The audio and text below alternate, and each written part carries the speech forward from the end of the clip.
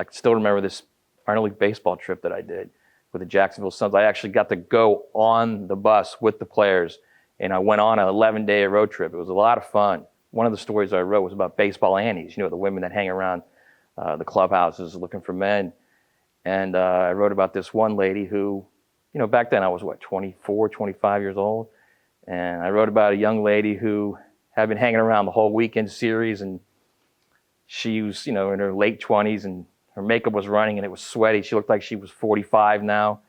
So I get back, and the managing editor of the Times-Union comes storming into the sports department, and she was like a commanding woman, okay, back then. And whenever you saw her in the newsroom, you're like, holy cow. And I heard her say, "Where's Matt Hayes?" And I was like, what? Uh-oh. I just gotten back from this trip, dog tired, 11 days on a bus, literally sleeping on a seat in the bus every night. So some guy, I don't know who it was, he's right over there. So she walks over to me and she says, "I'm 45. And of course, my response was, "Yeah, but you're beautiful." And she goes, "Oh," and just turned around and walked away. Great little story.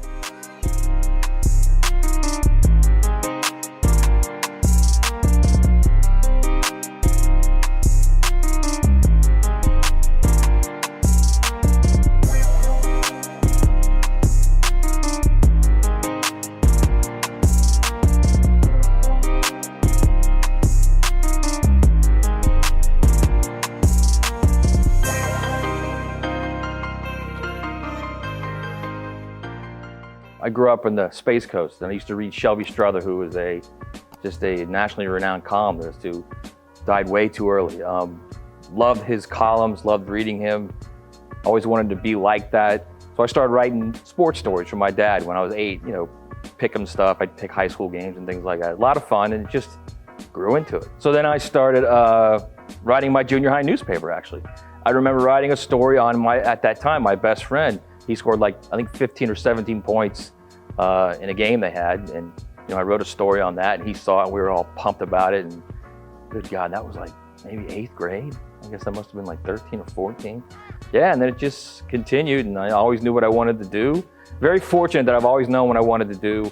And that was kind of like a compass for me throughout my life. I was always like, all right, you're either gonna bag groceries at Publix the rest of your life, wake up at 2 in the morning to stock shelves, or you're gonna have a dream job of being a sports writer. So I was like, yeah, it's time to go get serious about school and get after it. So a week after I graduated college, I got a phone call from a high school editor at the Florida Times-Union. His name was Nico Van Thin. And good dude, helped me out a lot. Called me and said, "Hey, we got an opening.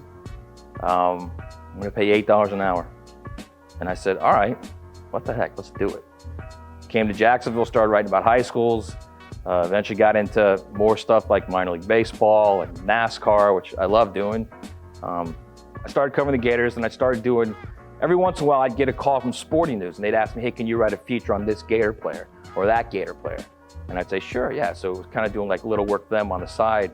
And then at one point they called me and said, "Hey, we've got an opening for a college football writer. Are you interested?" And I said, "Yeah." And so I flew out there, got the job, went out to St. Louis, and from about 2000 to 2016, I worked for Sport News. Great job, great gig as a national college football writer, covering games, doing profiles on coaches and players, and just a lot of fun. And I kind of really then developed as far as my career. It was a lot of fun, and I remember when I first got the call from Frank Frangie. This was probably 3.5 years ago. He said, "Hey man, what are you doing?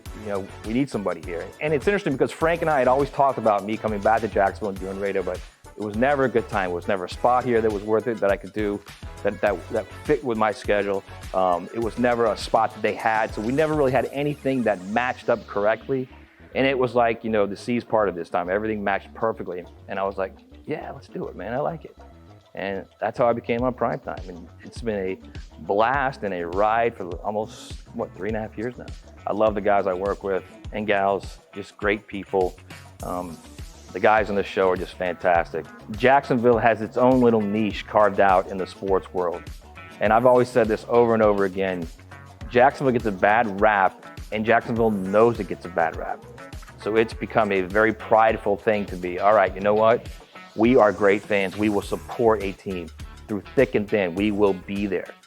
That's what I love about this place. This place is just so passionate about sports in general. And it's not just the Jaguars, because clearly the Jaguars are huge, but it's college football. It's the different teams in college football. It's going to be great one day when this city becomes part of the new college football playoff, when it goes to 12 teams, because they will. Because at some point, when this new stadium gets built, because it will get built soon enough, there will be a situation where that stadium will be too hard to pass up for the college football bigwigs because of the revenue that it generates. And then you're really going to see how this city develops and supports a big time game like that.